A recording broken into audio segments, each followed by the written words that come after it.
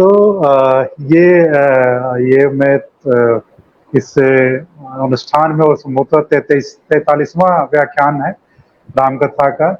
और मैं कई व्याख्यानों को मैंने सुना है और बहुत सारी चीज़ों को हम लोग कई बार चीज़ों से सहमत होते हैं, कई बार चीज़ों से असहमत होते हैं। लेकिन जो भी इस तरह के प्रयास किए जाते हैं, उन सारे प्रयासों का खैर मकदम ज़रूर हम लोग करते हैं। हम लोग चाहते हैं कि हाँ, वो सब इस तरह के सारे प्रयास होने चाहिए, ये चीज़ें विमर्श में आनी चाहिए, इस पे लगातार बहस मुबाहिसा होना चाहिए। जैसा कि विषय श्रीनिवास जी ने मुझसे पूछा था और मैंने कहा कि ये राम कथा के जो सामाजिक निहितार्थ हैं, इसके बारे में अपनी बात कहना चाहूँगा। तो इसके साथ ही साथ एक डिस्क्लेमर के रूप में भी मैं कहना चाहूँगा कि मेरा आशय राम कथा को लेकर के है। भगवान श्री राम के उनके ऊपर और या उनके ऊपर जो किसी किस्म की टिप्पणी या उनके ऊपर किसी किस्म की कोई चीज़ें कहना ठीक नहीं है। राम कथा को लेकर के मेरी बातें हैं और आप सब लोग जानते हैं कि राम कथा सैकड़ों तरीके से हैं, कई सौ किस्म की राम कथाएँ प्रचलित हैं। अलग-अलग कवियों की, अलग-अलग लेखकों की, अलग-अलग क्षेत्रों में अलग-अलग किस्म की राम कथाएँ प्रचलित हैं। तो कथाओं के अपने अर्थ होते हैं, उनके अपने निहितार्थ होते हैं। उससे जो जिनके लिए कथा कही जाती है, जिनके नाम से कथा कही जाती है, उनका कोई बहुत संबंध नहीं रहता। लेकिन जो कहने वाले होते हैं या जो उस कथा के जो वाचक होते हैं, उस कथा के जो फॉलोवर होते हैं या उसके जो अनुयायी होते हैं, संबंध उनका होता है। तो इस वजह से अगर हम राम कथा के बहाने यदि कोई बात हम कर रहे हैं या कहते हैं, तो इस राम कथा का संबंध भगवान श्री राम से न होकर के राम कथा के कहने वालों से, उसके सुनने वालों से, उसको लिखने वालों से और लिखने के बहाने उनके अपने जो नेतार्थ हैं, उनसे हो सकता है। और अलग-अलग समय में अलग-अलग अपनी व्याख्याएँ होती हैं। हम सब लोगों की एक खासियत ये है कि हम लोग अपने अनुकूल, अपने अनुसार अपने महापुरुषों की व्याख्याएँ करते हैं। महापुरुषों की क्या सच्चाइयाँ हैं, उनके अपने क्या मूल अर्थ हैं, उनकी मूल भावना क्या है, वह अधिक महत्वपूर्ण नहीं रहती। महत्वपूर्ण वह रहती है कि उनके जो उपासक हैं, उनके अनुयायी हैं, वो किस तरह से इंटरप्रेट करते हैं, किस तरह से वो अपने लिए उनका इस्तेमाल करते हैं, कब इस्तेमाल करते हैं, कब माहौल अनुकूल होने के बाद उनका इस्तेमाल होता है और कब अनुकूल माहौल नहीं रहने पे उनको छोड़ भी दिया जाता है। तो इस वजह से आप देख सकते हैं कि अलग-अलग समय में अलग-अलग महापुरुष हुए हैं।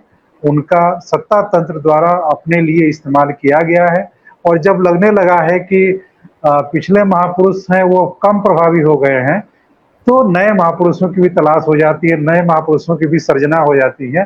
फिर वो पिछले महापुरुष अपने अतीत के गर्त में चले जाते हैं, नए महापुरुषों की जय-जयकार होने लगती है।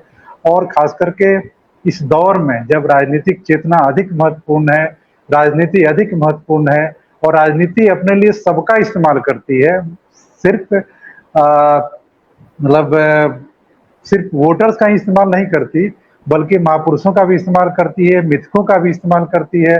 और मिथकों का अपने पाले में कैसे लाया जाए, उनके आधार पे अपने राजनीतिक सामाजिक नेतार्थ कैसे हल किए जाएँ, इसका काम आज के दौर में हमारी राजनीति बखूबी कर रही है।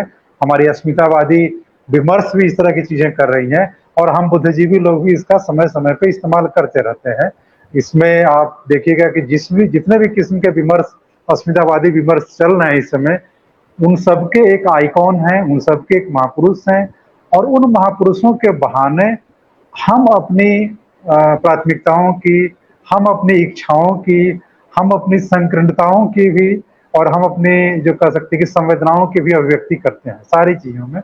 तो बहाना हम लेते हैं अपने महापुरुषों का और निशाना हमारा कुछ और होता है।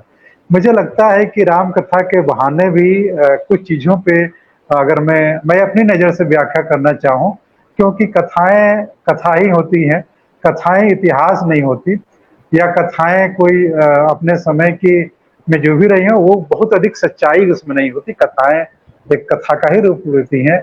कथाओं को जो लोग इतिहास मानते हैं या जो सच्ची घटना मानते हैं, उनके साथ सिर्फ गप किया जा सकता है, उनके साथ तर्क नहीं किया जा सकता, उनके साथ बहस नहीं की जा सकती। तो इसीलिए मुझे लगता है कि राम कथा को भी मैं कथा के संदर्भ में देख रहा हूँ। उस कथा के अपने निहितार्थ हो सकते हैं, उस कथा के अपने फ़ायदे हो सकते हैं, उस कथा के अपने नुकसान हो सकते हैं। किसको फ़ायदा होता है, किसको नुकसान होता है, ये आने वाले मतलब कुछ देर में मैं इस पे चर्चा करूँगा। मुझे लगता है कि राम कथा के प्रति जो विशेष आग्रह है, विगत 20-25 वर्षों में अगर मैं कहूँ, तो इस आग्रह के पीछे एक अपनी सांस्कृतिक वर्चस्व की और एक तरह से राजनीतिक वर्चस्व की भी आकांक्षा रही है। इसमें भगवान श्री राम का कहीं कोई रोल नहीं है, उनके अनुयायियों का, उनके मानने वालों का, उनके नाम पे राजनीति करने वालों का और उनको अपना एक आइडियल बनाने वालों का एक अपना अलग उनकी अपनी अलग इच्छा रही है और उस इच्छा के बहाने वो अपनी कह सकते हैं कि अपनी सामाजिक राजनीतिक आकांक्षाओं की पूर्ति कर रहे हैं। खास करके उस दौर में तो मैं आपको पहले ले जाना चाहूँगा कि जब मंडलवादी राजनीति ने देश की सामाजिक संरचना को नए सिरे से परिभाषित किया था और राजनीतिक धरातल पे बहुत उथल-पुथल मचाया था, तो उस मंडलवादी राजनीति की काट के लिए एक कमंडलवादी राजनीति की शुरुआत हुई और उसके बाद उस पूरे प्रसंग से आप लोग जानते हैं कि वह आज किस दौर में है, किस रूप में है, क्या चीज़ें हैं, वो एक अलग मतलब आप सब लोग उससे अवगत हैं, मैं उसको डिटेल में नहीं कहना चाहूँगा। लेकिन ये है कि मुझे लगता है कि कहीं न कहीं मंडलवादी राजनीति के बाद जो सामाजिक एक तरह से आलोड़न हुआ, विमर्श के नए आयाम हुए और ऐसे लोगों के जो अब तक हाशिए पे थे, सामाजिक न्याय के नाम पे वे लोग राजनीतिक रूप से गोलबंद होने शुरू हुए, तो उनकी काट के लिए एक रणनीतिक रूप से कमंडल आंदोलन की शुरुआत की गई और मुझे लगता है कि उसके बाद भगवान श्री राम का भी एक अलग रूप हमारे सामने आया। वह रूप वह नहीं था जब हम कहते हैं कि सिया राम में सब जग जानी, बल्कि वह रूप जो था जय श्री राम वाला था और जय श्री राम वाला वह रूप बहुत आक्रामक था और वह कहीं न कहीं मुझे लगता है कि तस्वीरों के आधार पे भी आप देखें, तो उसके बाद उससे पहले जो राम का जो उनकी तस्वीरें आती थी, उसमें राम, सीता, लक्ष्मण, हनुमान बाकी सारे लोग होते थे। लेकिन उसके बाद एक तस्वीर बहुत अधिक प्रचलित हुई और वह तस्वीर थी कि जिसमें राम धनुष बाण लेकर के और युद्धरत हैं। तो एक भगवान श्री राम की एक आक्रामक तस्वीर, एक आक्रामक रूप एक तरह से स्थापित किया गया और स्थापित करने के बाद उसके अपने अलग निहितार्थ हुए। उसके बाद राजनीति में भी बहुत आमूल-चूल परिवर्तन आया और उसके परिवर्तन के बाकी अन्य भी जो नतीजे हुए आप सब लोग उससे अवगत हैं, उसको अलग से डिफाइन करने की ज़रूरत नहीं है। तो मुझे लगता है कि राम कथा के बहाने एक नई राजनीतिक निहितार्थ सिद्ध करने की कोशिश की गई और मुझे लगता है कि यह उनकी अपनी एक अलग तरह की व्याख्या थी और व्याख्याएँ होनी चाहिए। मैंने जो शुरू में ही कहा था कि व्याख्याएँ कई तरह के अर्थों को व्यक्त करती हैं। जैसे अगर हम कहें कि लीला जब हम कहते हैं कि उनके अपने जीवन की अपनी लीला है, कृष्ण लीला, राम लीला या जो भी अपने आइकॉन है, जिन भी हमारे मिथक पुरुष हैं, उनके साथ जो लीलाओं के रूप में जो कथा घटित होती है, उनके भी अपने एक निहितार्थ होते हैं। वे कथाएँ कहीं न कहीं कथा कहने वालों की जो पसंदीदा सांस्कृतिक रूप से जो उनका पसंदीदा क्षेत्र है, उनका जो पसंदीदा एरिया है, उस एरिया को पुष्ट करती हैं और उनके अनुकूल ही सारी कथाओं की संरचना होती है। तो उन कथाओं के जो रचयिता होते हैं, उनको क्या अच्छा लगता है, उनको क्या मान्यताएँ अच्छी लगती हैं, कौन उनकी नज़र में कौन लोग नायक हो सकते हैं, उनकी नज़र में कौन लोग खलनायक हो सकते हैं, यह सब रचयिता की कल्पना के वजह के पे निर्भर करता है। इस वजह से कई बार कथाएँ एक होती हैं, लेकिन उनके नायक बदल जाते हैं, कहने वालों के अनुसार, व्याख्या करने वालों के अनुसार। व्याख्या करने वालों के अनुसार नायक वही रहते हैं मतलब कथाएँ वही रहती हैं, नायक बदल जाते हैं और बधिर भैया और प्रोफ़ेसर मुक्तिनाथ सर आप सब लोग उस इलाके से हैं। कई बार देखिए कि लोक कथाओं में भी भगवान श्री राम के बारे में भी बहुत सारे आलोचनात्मक बातें मिलती हैं। खास करके भोजपुरी में तो एक ऐसा प्रसंग आता है हिरण मादा हिरण के माध्यम से कि कैसे उसके छाले को शिकार के लिए जब ले लिया गया तो कितनी करुणा के साथ वह अपने निवेदन करती हैं। तो ये कई तरह की कथाएँ मिलती हैं और उन कथाओं में लिखने वाले की अपनी संवेदना जो उनके पात्रों के प्रति जो संवेदना है वो ज़ाहिर होती है। फुहर तो मुझे लगता है कि राम कथा के जो अपने अलग-अलग अर्थ रहे हैं। वाल्मीकि की राम कथा के अपने अलग निहितार्थ हैं। गोस्वामी तुलसीदास जी के राम कथा के अलग निहितार्थ हैं। हम इनके जो कैफी आजमी ने जो राम का चित्रण किया, उनके अपने अलग निहितार्थ हैं। निराला के राम की शक्ति पूजा, उनके अपने अलग निहितार्थ हैं, उनकी अलग अलग अलग व्याख्याएं हैं। और सभी ये व्याख्याएं कहीं ना कहीं कुछ खास अर्थ को ध्वनित करती हैं, कुछ खास अर्थ को व्याख्यायित करती हैं। तो इतने सैकड़ों अर्थ हैं, उसमें से कुछ नया अर्थ, नए किस्म का अर्थ मैं जोड़ने की कोशिश करूंगा। और जाहिर सी बात है कि आप मित्रों को लग भी सकता है कि कहीं अर्थ के बजाय ये अनर्थ तो नहीं हो रहा है, लेकिन व्याख्याएं हैं और व्याख्याओं की अपनी एक सेंटिटी होती है।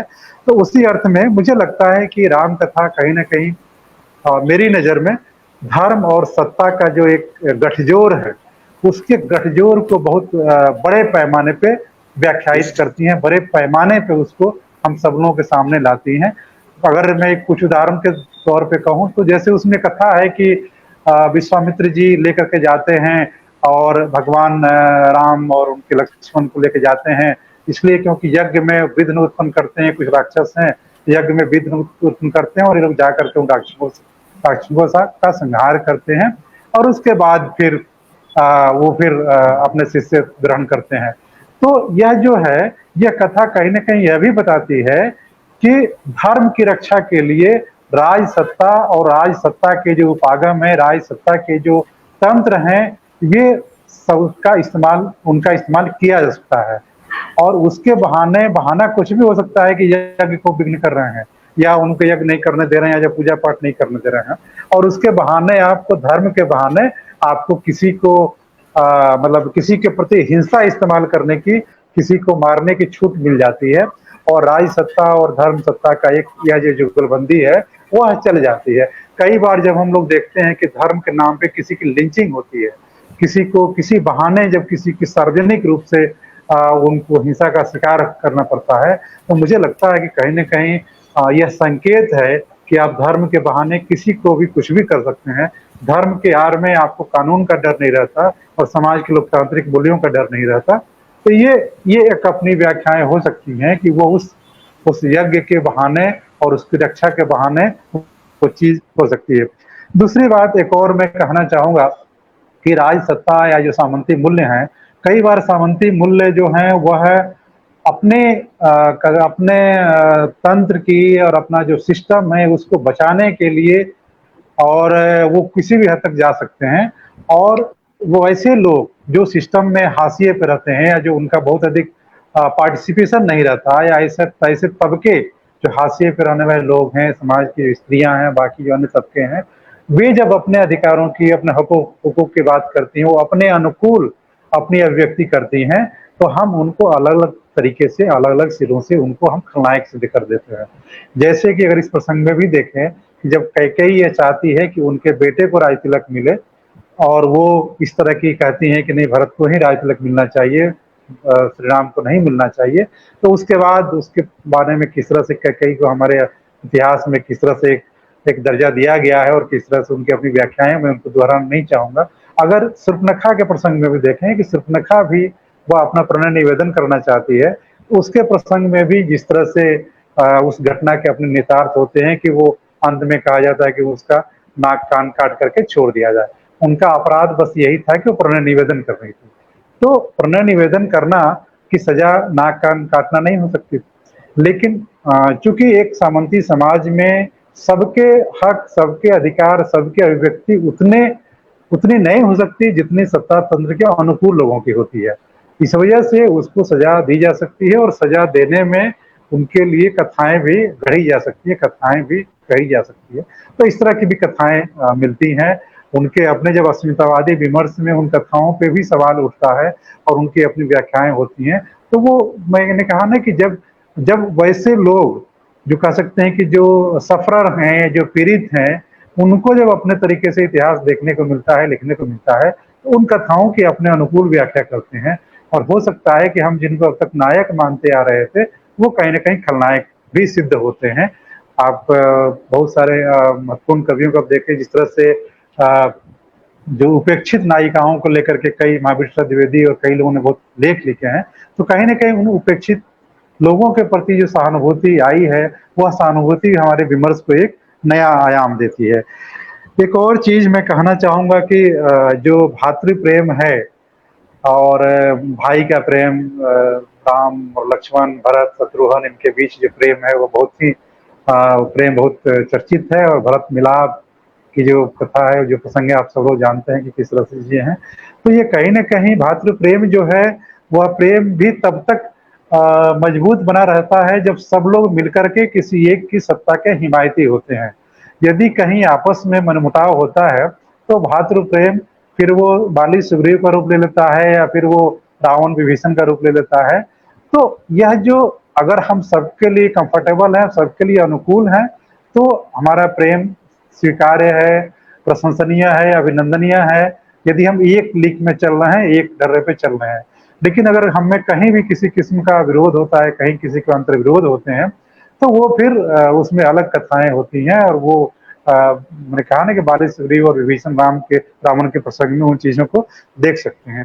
जैसा अक्सर कहा जाता है कि सत्य और असत्य पर सत्य की विजय है। जो राम-रावण का जो युद्ध है, वो असत्य पर सत्य की विजय है।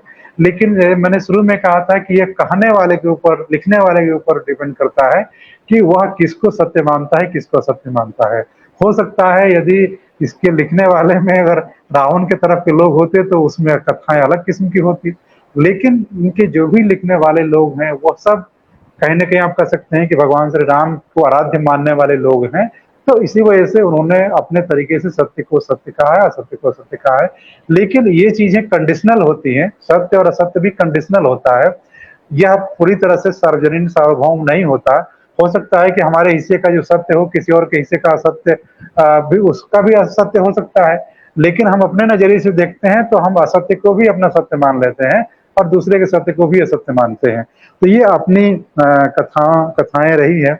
एक और जो मुझे लगता है कि ये सामाजिक और इसकी राजनीतिक व्याख्या कर सकते हैं। और जिस तरह से हमने कहा कि मंडल बनाम कमंडल की राजनीति का जो मैंने ज़िक्र किया, कई बार हमें लगता है कि सत्ता तंत्र अपनी मजबूती के लिए या अपने को और अधिक एस्टेब्लिश करने के लिए समाज में बहुत सारे लोगों का समर्थन लेते हैं, बहुत सारे लोगों का सहयोग लेते हैं, बहुत सारे लोगों के सहयोग से वो अपने, कह सकते हैं कि अपने मर्यादा को और बढ़ाते हैं, अपनी प्रशंसा को और बढ़ाते हैं, प्रसिद्धि को और बढ़ाते हैं, अपने, जो कह सकते हैं ना कि अपनी इच्छाओं को और अधिक विस्तार देते हैं, सब लोगों का।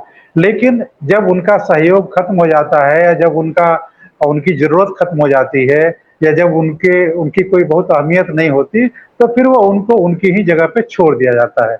अगर मैं कहूँ कि कई बार जो सत्ता तंत्र है, वह सत्ता में बहाली के लिए, सत्ता पे काबिज होने के लिए बहुत सारे लोगों को अपने लिए इस्तेमाल करता है। अगर मैं कहूँ कि अगर सत्ता तंत्र के लिए वैसे लोगों की भी बातें की जाती है जो समाज में हाशिए पे हैं, वंचित तबके के हैं, जिनको सत्ता में उतनी भागीदारी नहीं मिली है, लेकिन सत्ता प्राप्ति के बाद वो एक टोकनिज़्म के रूप में उनका कुछ चीज़ों को रख करके और बाकी चीज़ों को उनके हाल पे छोड़ दिया जाता है। इसमें बहुत सारे वैसे लोगों को नुकसान होता है जो जो अपने लिए नहीं बल्कि किसी और के लिए लड़ते हैं। अगर इस युद्ध में भी कहें और जिस कहें कि इस युद्ध में जो बंदर भालू और बाकी जो लोग भी लड़ रहे थे भगवान श्री राम की तरफ से, तो युद्ध में तो नुकसान दोनों का भी हुआ, इधर का भी उधर का भी हुआ। लेकिन उस नुकसान की भरपाई क्या उस अयोध्या की राज सत्ता में उन बंदर भालुओं को भी सत्ता में हिस्सेदारी मिली थी क्या? आज के जो नए विमर्श में जब हम कहते हैं कि जिसकी जितनी संख्या भारी उसकी उतनी हिस्सेदारी, तो इस प्रसंग में जब युद्ध में सबकी भागीदारी थी, तो सत्ता में भी तो सबकी भागीदारी होनी चाहिए। लेकिन राम कथा में इस तरह की भागीदारी नज़र नहीं आती है। और राज्य प्राप्ति के बाद में वही जो लोग राजा बनती हैं जो उसके लिए उपयुक्त होते हैं, और जो उस पूरे कथा में जो जिनका नुकसान होता है, जो साझेदार होते हैं, जो भागीदार होते हैं, वो उसी तरह से उपेक्षित रह जाते हैं। आज के प्रसंग में भी अगर मैं कहूँ कि इमोशनली किसी को उनके इमोशंस को जागृत करके अपने लिए इस्तेमाल कर लेना, अपने फ़ायदे के लिए इस्तेमाल कर लेना, आज की राजनीति बखूबी उसका इस्तेमाल करती है। चाहे वो अस्मितावादी राजनीति हो, चाहे वो दलित राजनीति हो, या सामाजिक न्याय की राजनीति हो, या समाजवाद की राजनीति हो, या राम राज्य वाली राजनीति हो। सभी राजनीतियाँ लोगों के इमोशंस को बहुत जागृत करती हैं और जागृत करने के बाद उनका एक समय में इस्तेमाल करती हैं, दोहन करती हैं और उसके बहाने जब सत्ता के शीर्ष पे चली जाती हैं, उसके बाद वो उनको उनके हाल पे छोड़ देती हैं। तो ये हम सब लोग देख सकते हैं, बहुत सारी चीज़ें क्लियर करना ठीक नहीं है, आप सब लोग समझदार हैं चीज़ों को। तो ये मुझे लगता है कि यह एक इसके अपने नेतार्थ हो सकते हैं। दूसरा एक और व्याख्या कह के 2 और व्याख्याएँ हैं जिसको कह के मैं अपनी बात खत्म करूँगा। जैसे सुग्रीव वाली का प्रसंग है या विभीषण रावण का जो प्रसंग है। सुग्रीव वाली के प्रसंग में एक जगह ये भी मिलता है कि वाली उनसे कहते हैं राम से कि अगर आपको करना आपको किसी किस्म की मदद की ज़रूरत थी तो आप मुझे बताते। मैं सीधे-सीधे अपने चंगुल से मैं अपने प्रभाव से सीता को छुड़ा के ला सकता था। उसके लिए आपको सुग्रीव को साथ लेने की कोई ज़रूरत नहीं थी। आप सब लोग जानते हैं कि सुग्रीव और वाली के पास जो थे ताकत थी कि उनके सामने जो चला जाए, उसका आधा बल वो उसके पास चला जाता है। इस वजह से छुप करके भगवान श्री राम ने उसका शिकार किया था। और उसके बाद सुग्रीव को वो राजगद्दी मिली थी और उसके बाद सुग्रीव की जो सेना है उसका भगवान श्री राम ने उसका अपने लिए इस्तेमाल किया था। तो 2 चीज़ें हैं, एक तो यह है कि सुग्रीव बनाम बाली, बाली अधिक ताकतवर थे, बालिक अधिक सक्षम थे और यदि अगर श्री राम अगर बाली के को अपने साथ ले सकते थे, तो हो सकता था कि सेना की भी ज़रूरत नहीं पड़ती और हो सकता था कि रावण को अकेले पराजित कर सकते थे, क्योंकि बाली इससे पहले रावण को पराजित कर चुका था। लेकिन मुझे लगता है कि उन्होंने सुग्रीव को अपना साथी बनाया और इसका इसका अगर एक अर्थ यह निकल सकता है कि कई बार सत्ता तंत्र जो है मजबूत लोगों के बजाय कमजोर लोगों को अपना अधिक साथी बनाते हैं, क्योंकि कमजोर लोग यदि उनका साथ देंगे तो उनको जब चाहे थ्रो कर सकते हैं, जब चाहे उनका इस्तेमाल करके उनको बाहर कर सकते हैं और जब चाहे लेकिन अगर मजबूत के साथ पार्टनरशिप कर ली तो वो फिर हमारे लिए भी खतरा बना रह सकता है। ये जो ये अपने करते जी जी। तो ये बस ये एक अर्थ है। दूसरा एक और अर्थ मैं कहना चाहूँगा, हनुमान के बहाने अपनी बात कहना चाहूँगा कि उनके बारे में कहा जाता है कि उनको शक्ति उनके पास थी, लेकिन उनको शक्ति का एहसास जो कराया जामवंत ने कराया। तो ऐसे बहुत से लोग हैं, बहुत से वर्ग हैं जो उन्हें पता नहीं होता कि उनके पास कितनी शक्ति है। उनको शक्ति का एहसास कराना पड़ता है, जब वो एहसास कर जाते हैं अपनी शक्ति को, तो उसके बाद जानते हैं कि उसके बाद जो भी उन्होंने किया हनुमान कूद ये जो समुद्र लांघना और फिर सीता जी के पता लगाना सब चीजें करना वो सब अवगत रहे। तो सबके मन में उस तरह की शक्तियां रहती हैं, वो चीजें छिपी रहती हैं, उनको जागृत करने की जरूरत है। ये अपने कुछ इन कथाओं के अपने अर्थ हैं, वह अर्थ कुछ अनर्थ जैसे भी हो सकते हैं, लेकिन मैंने शुरू से ही कहा था श्रीनिवास जी से कि आज के दौर में कथाओं की अपनी कोई एक लिमिटेशन नहीं होती, कथाओं की अपनी अलग-अलग व्याख्याएँ होती हैं और मेरी नज़र में राम कथा को मैं इस नज़र में देखता हूँ, उसके अपने निहितार्थ हैं और यदि किसी की आस्था को ठेस पहुँची है, तो मैं उसके लिए माफ़ी माँगता हूँ। लेकिन मैंने शुरू में कहा था कि कथाएँ होती हैं और कथाओं के अपने निहितार्थ होते हैं और उनके अपने निष्कर्ष होते हैं। इसी के साथ मैं अपनी बात समाप्त करता हूँ और मुझे विश्वास है कि जो भी ऐसी कुछ चीज़ें होंगी, वो प्रोफ़ेसर बड़े भाई, प्रोफ़ेसर अधीर कुमार सर, मुक्तिनाथ सर उन चीज़ों पे और विस्तार से और जो भी उनके अपने जो कमियाँ उसको और विस्तार से बात करेंगे। शुक्रिया।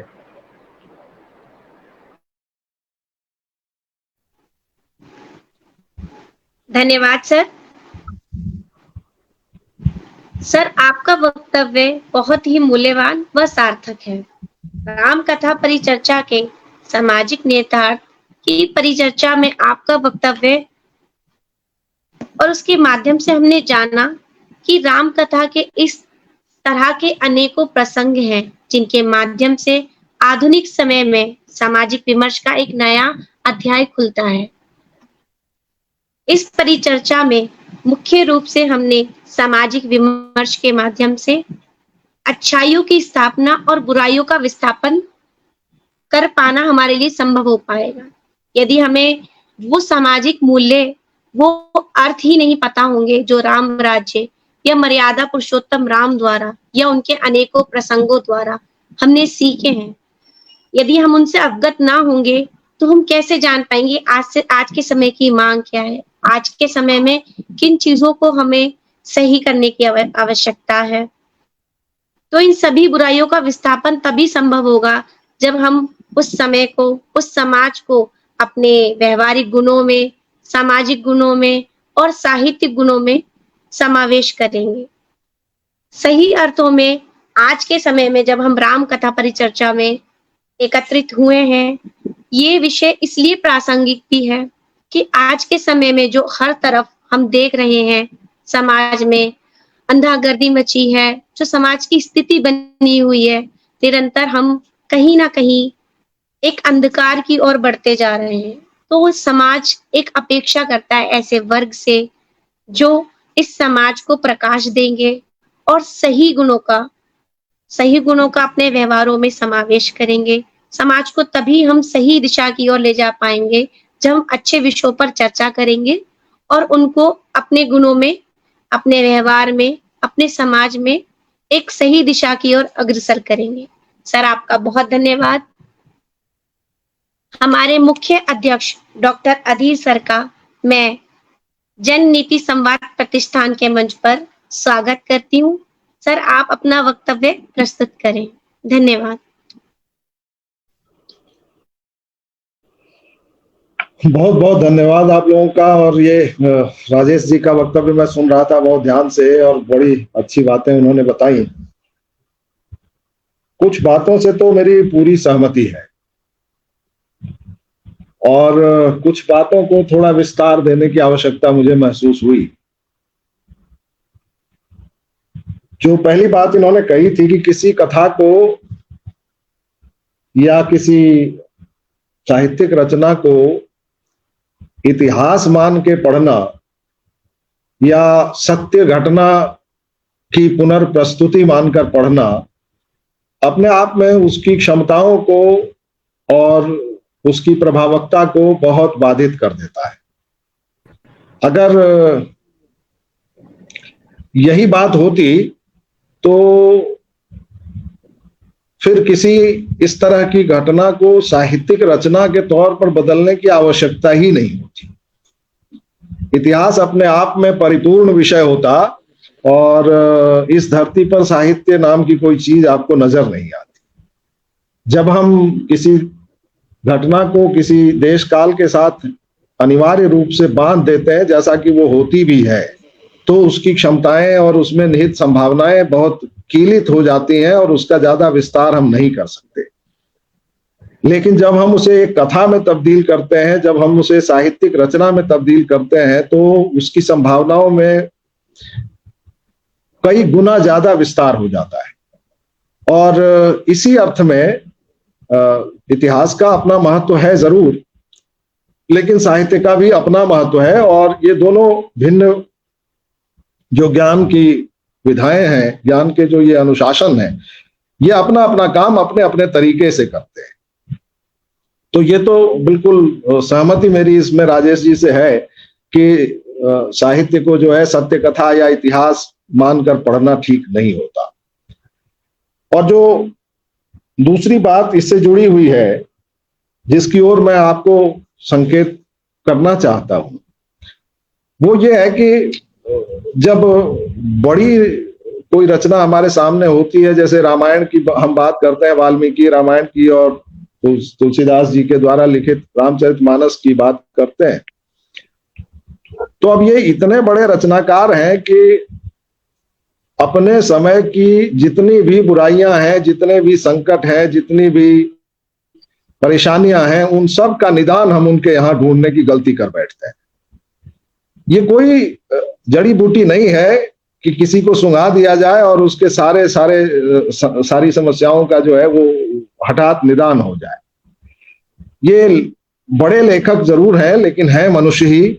और ये जो कृतियां हैं, ये इसी भाव से पढ़ी जानी चाहिए कि वो एक समय में लिखी गई हैं और जो रचनाकार हैं उनका अपना एक दृष्टिकोण है जो उसी समय और उसी समाज की देन है।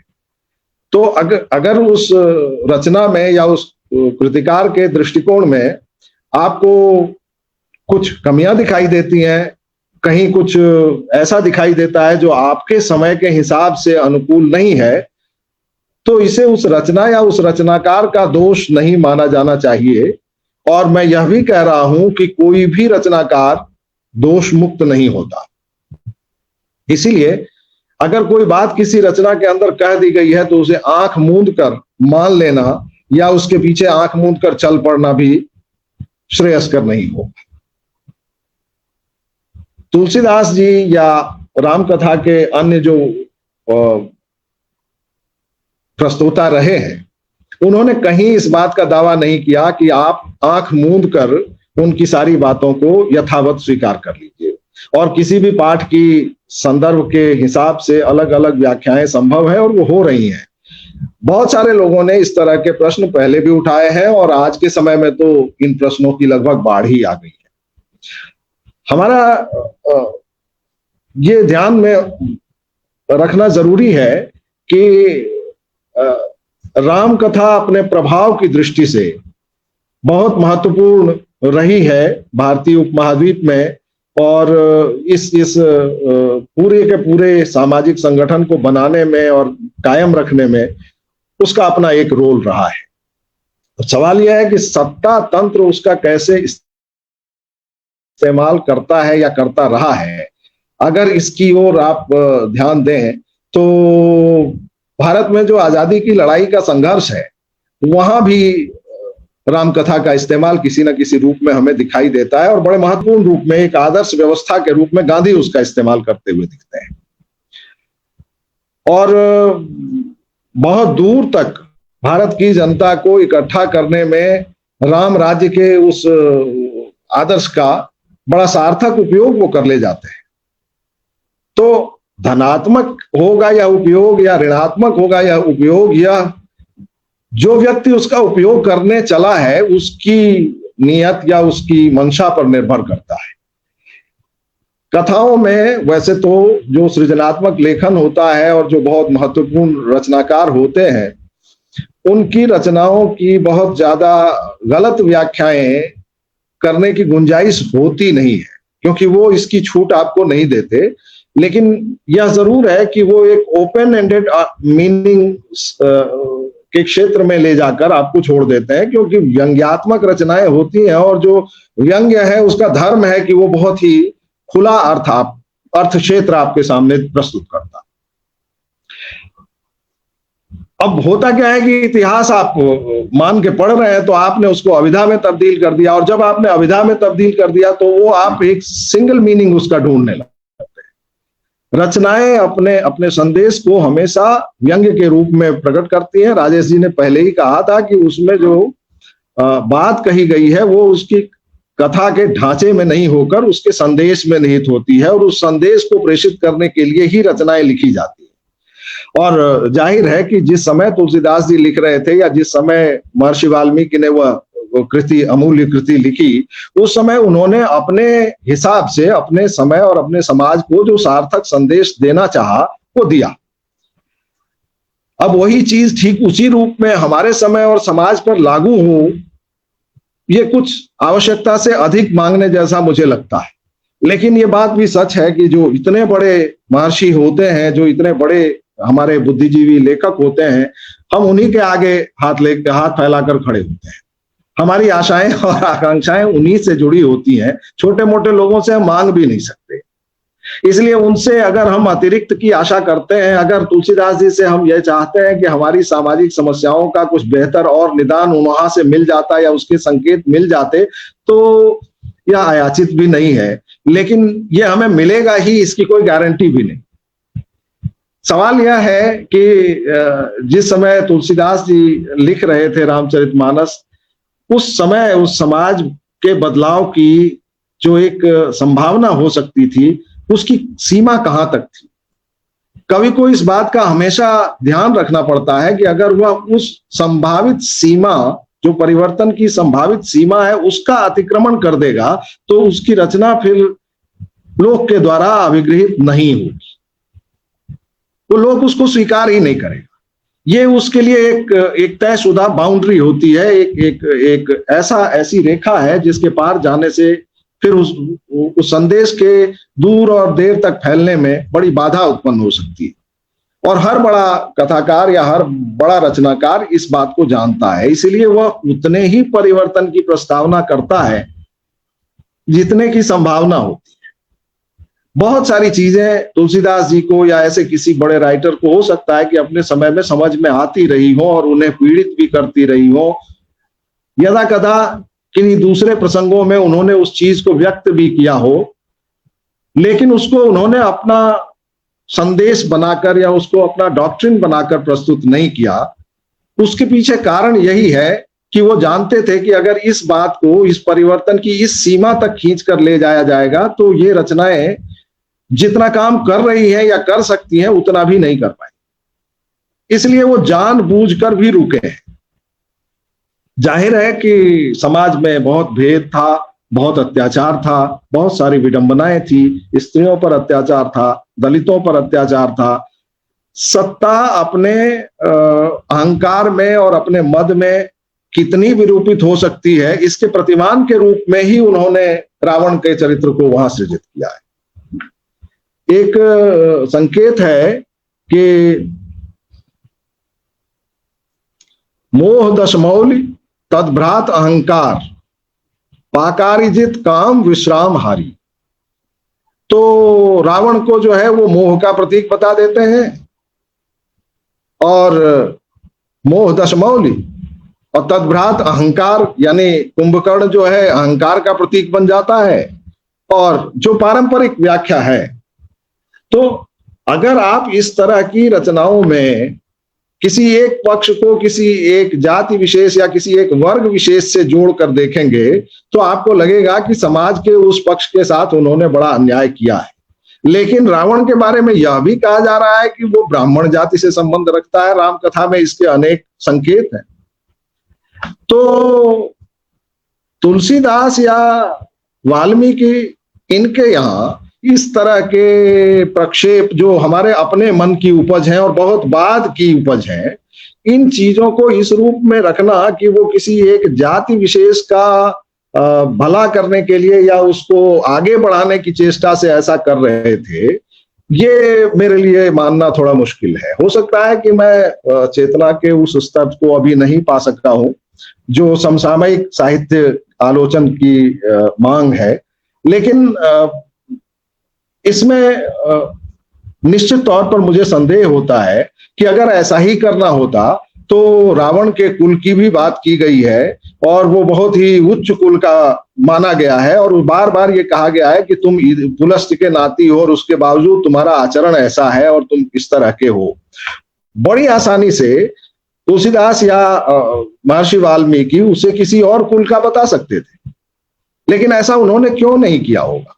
मेरे मन में यह सवाल उठता है और मैं आप लोगों के भी सामने रखना चाहता हूं कि इस दृष्टिकोण से भी चीजों पर विचार किया जाना चाहिए। जाहिर है कि तुलसीदास एक खास तरह की जीवन विधि को, एक खास तरह के जीवन दर्शन को प्रमोट कर रहे थे अपनी रचना और उसके रचनात्मक संदेश के द्वारा। ठीक उसी तरह वाल्मीकि भी, क्योंकि उनके चरित्र में जो परिवर्तन हुआ उसके बारे में जो कथाएं कही जाती हैं वो पहले से बिल्कुल उलट दिशा में जाते हैं। तो इसका मतलब है कि चेतना के स्तर पर कुछ विराट परिवर्तन वहां घटित हुआ और उन्होंने जीवन के खास परिप्रेक्ष्य को छोड़कर दूसरी ओर मुड़ने का बहुत ही सजग निर्णय लिया, सचेत निर्णय लिया। तो वही सचेत निर्णय अगर उनकी रचना में संदेश बनकर अभिव्यक्त हो रहा है तो इसमें आश्चर्य का कोई कारण नहीं होना चाहिए। बहरहाल ये भी बड़ा मनोरंजक है और ध्यान देने लायक है कि महर्षि वाल्मीकि के बारे में जब उनकी जाति के बारे में, जब उनके उद्गम के बारे में विचार करते हैं तो उन्हें दलित वर्गों से जोड़ा जाता है। और कहीं ना कहीं कुछ बात रही होगी, क्योंकि ये जो राम के चरित्र में ये विलक्षणता है और जो ये मर्यादा पुरुषोत्तम स्वरूप है, उसको देखने वाली आंखें पहले ब्राह्मणों के पास नहीं थी, उसे किसी दलित ने ही देखा। यह भी देखना चाहिए। और ये सारी बातें तब की नहीं है जबकि हम दलित चेतना संपन्न हो गए हैं, या दलित चेतना या ये आइडेंटिटी पॉलिटिक्स जो है वो मतलब फ्लोर पे है और बहुत जोर से गाया बजाया जा रहा है, जिसकी जरूरत भी है हमारे समय में। क्योंकि ये अन्याय और अत्याचार लंबे समय तक चलने वाले नहीं है। जिस समय जो प्रधान लगा, जो समस्या प्रधान लगी, जो लगा कि नहीं समाज को सुधारने के लिए जो बहुत जरूरी तत्व हैं उनको पहले रखा जाए, मुझे ऐसा लगता है कि इन कवियों ने, इन मनीषियों ने उन समस्याओं को उस रूप में संभालने की चेष्टा की है। और बाकी राजाओं से इनका क्या संबंध रहा है, कम से कम भक्ति काल में तो इस बारे में तो कोई दो राय हो ही नहीं सकती कि ये सारे लोग राजा के प्रभाव से या राजा के उसे उपकृत होने की बजाय झोपड़ियों में रहना पसंद करते थे। और भक्ति जो है वो किसी भी प्रकार के आडंबर के विरुद्ध है, भक्ति की कोई भी धारा। इसीलिए हम इन चारों इतने भिन्न कवियों को एक वर्ग में रखते हैं। यह भी देखने की बात है कि अपनी विचारधाराओं में, अपनी मान्यताओं में, अपने जीवन दर्शन में इतनी भिन्नता के बावजूद ये सब अगर भक्ति के ब्रैकेट में एक साथ रखे गए हैं तो इसके पीछे एकता का आधार क्या है? वो एकता का आधार आडंबरहीन जीवन है और व्यक्तित्व में निहित, मानव व्यक्तित्व में निहित जो मूल बुराइयां हैं, जैसे मोह, लोभ, अहंकार, क्रोध, काम, इनके खिलाफ भक्त कवियों की लड़ाई जो है वो बहुत जरूरी लड़ाई है। और इससे वो समाज में मूलभूत परिवर्तन की वकालत करते हैं। वो कहते हैं कि यदि व्यक्ति का चरित्र उत्तम होगा तो समाज उत्तम होगा, और इसमें मुझे नहीं लगता कि किसी को कोई आपत्ति होनी चाहिए। रह गई बात आज की समस्याओं की और आज के समाज की, तो हमारी जरूरतें निश्चित तौर पर वहां से बहुत भिन्न है।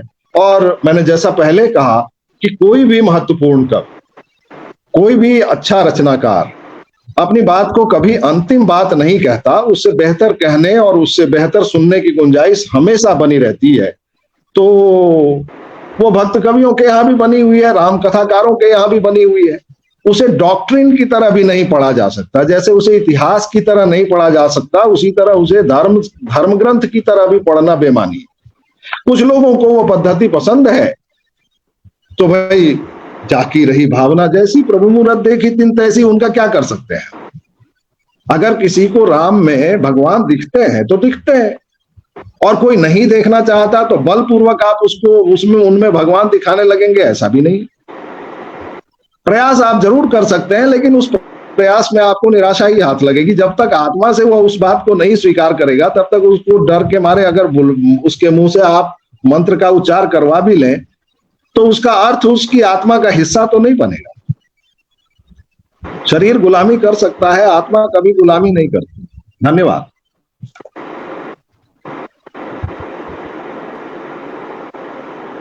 धन्यवाद सर, आपका वक्तव्य बहुत ही सार्थक है और बहुत ही मूल्यवान भी। सर, जैसा कि आपने बताया कि प्रत्येक व्यक्ति अपनी मनोवृत्तियों के आगे कहीं ना कहीं झुक गया है, चाहे वो काम, क्रोध, लोभ, मोह, अहंकार हो।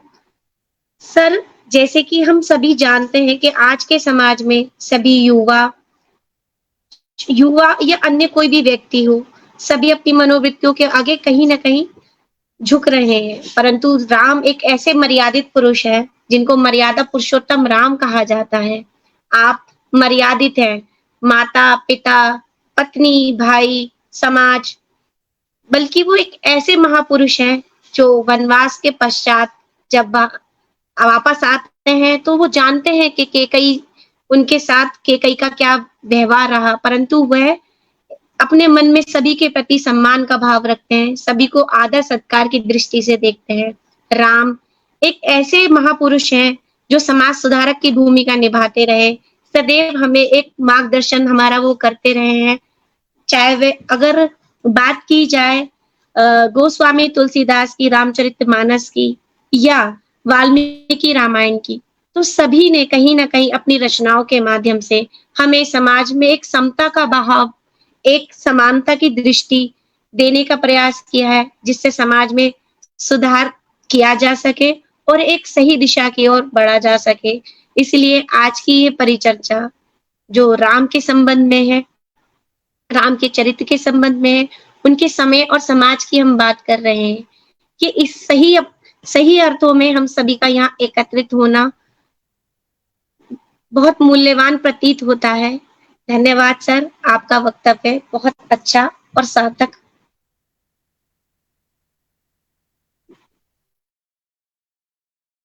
अभी धन्यवाद ज्ञापन के लिए मैं आदरणीय संतोष जी को बोलना चाहता हूं, लेकिन उससे पहले मैं एक बात कहना चाह रहा हूं कि राजेश सर से हमको अपेक्षाएं बहुत थी। लग रहा था कम से कम 1 घंटा बोलेंगे, लेकिन सर ने बहुत ही संक्षिप्त में और सूक्ष्म शैली में एकदम आचार्य रामचंद्र शुक्ल की शैली अपनाते हुए मतलब बच के निकल गए। हालांकि फिर अधीर सर भी ज्यादा नहीं बोले। अधीर सर ने भी सोचा कि अगर राजेश जी नहीं बोल रहे हैं तो फिर मैं क्यों बोलूं। अभी जैसे आपने बाली का उदाहरण दिया, तो बाली का साथ क्यों नहीं ले सकते थे राम, इसके पीछे सर पूरा कारण देते हैं। कम से कम तुलसीदास जी तो देते हैं। और बाली सवाल भी करता है, मैं बैरी सुग्रीव प्यारा, कारण कवन नाथ मोय मारा। उसका जवाब राम देते हैं, अनुज बधू भगिनी सुतचारी, सुन सठ कन्या समयचारी, इन्हीं कुदृष्टि बिलोकई जोई, ताई बदे कछु पाप न होई। तो ये जो उनका तर्क है राम जी का या श्री रामचरितमानस में बाबा तुलसी का, इसको समाज खारिज नहीं करता। दूसरी बात, हम रामचरितमानस को साहित्यिक कृति मान सकते हैं, जैसा कि प्रोफेसर अधीर सर ने कहा। वाल्मीकि की मतलब आदि रामायण को भी राम मतलब हम साहित्यिक कृति मान सकते हैं, लेकिन भगवान राम के व्यक्तित्व को हम ऐतिहासिक न माने। हो सकता है कि उस तरह का इतिहास लिखने का प्रचलन हमारे देश में नहीं था। इस बात पे मतलब आपकी एक दृष्टि हो सकती है, इससे कोई असहमत नहीं होता, लेकिन दूसरी दृष्टि है, आप उसको भी एकदम आउटराइटली खारिज नहीं कर सकते।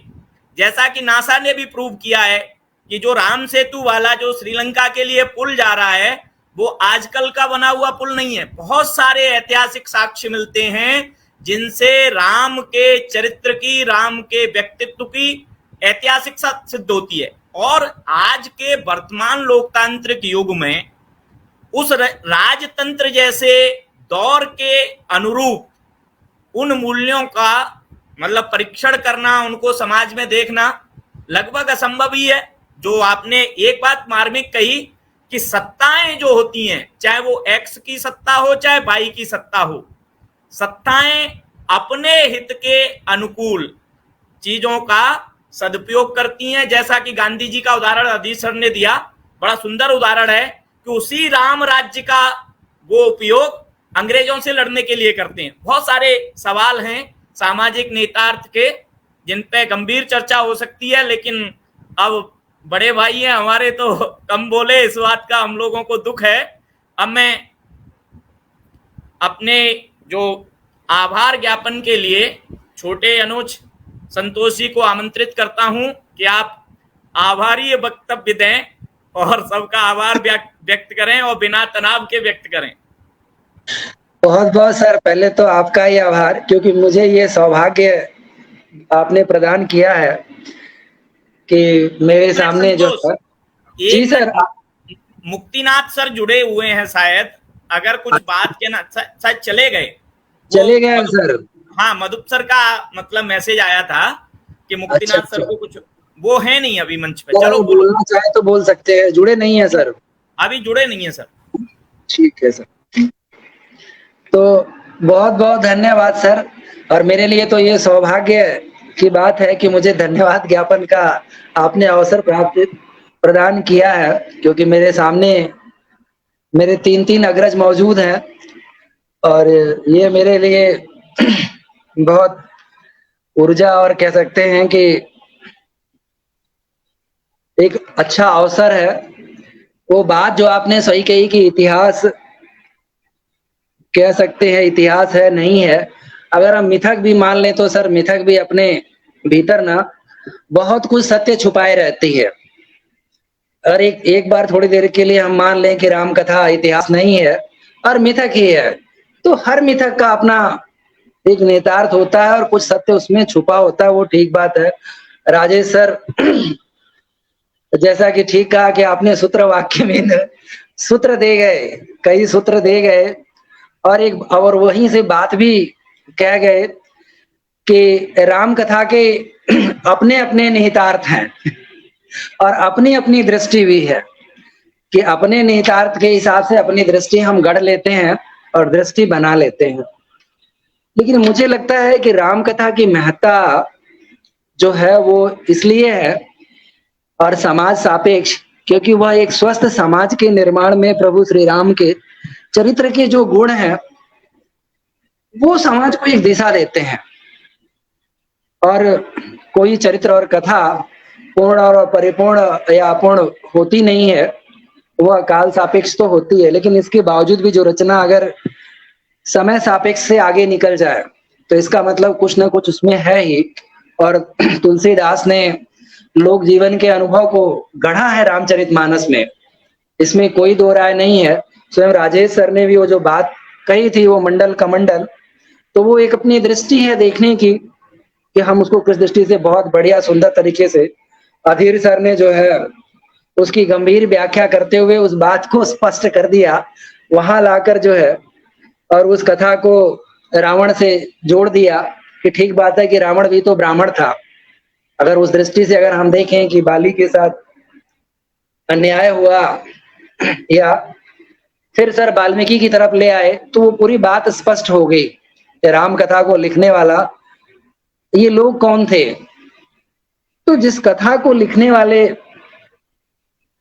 लोग ऐसे हैं, और हर कथाएं कहीं ना कहीं कुछ ना कुछ तो कमियां रहती हैं, इसके बावजूद भी अधीर सर ने बहुत सारगर्भित अध्यक्ष टिप्पणी कम शब्दों में कर दी और उस दिशा को हमें दे दिया। निश्चित रूप से कई सारे सामाजिक निहितार्थ रह गए, वो हमें राजेश सर से सच में अपेक्षा थी कि सर कई निहितार्थों पर प्रकाश डालेंगे, लेकिन ठीक है, कुल मिला के कुछ बातें बहुत स्पष्ट हो गई। और ठीक बात, हमने ये मंच इसीलिए प्रदान किया है कि राम कथा के विविध पहलुओं पर बात होनी चाहिए और खुले मन से बात होनी चाहिए। किसी मंच की सार्थकता और विद्वत समाज की भी यही एक विशेषता होती है कि उस विषय को वो खुले मन से लें। जब हम खुले मन से किसी विषय पर बात करते हैं तो समाज को कुछ ना कुछ मिलता है। और शायद जननीति संवाद प्रतिष्ठान का यह एक प्रयास मुझे लगता है सार्थक होगा, क्योंकि मेरे दोनों अग्रजों ने जिन बातों को रखा है उस पर वास्तव में उसको लेकर, उन बातों को लेकर राम कथा के कई एपिसोड, कई हमारी परिचर्चाएं की जा सकती हैं और होगी भी, बात करेंगे।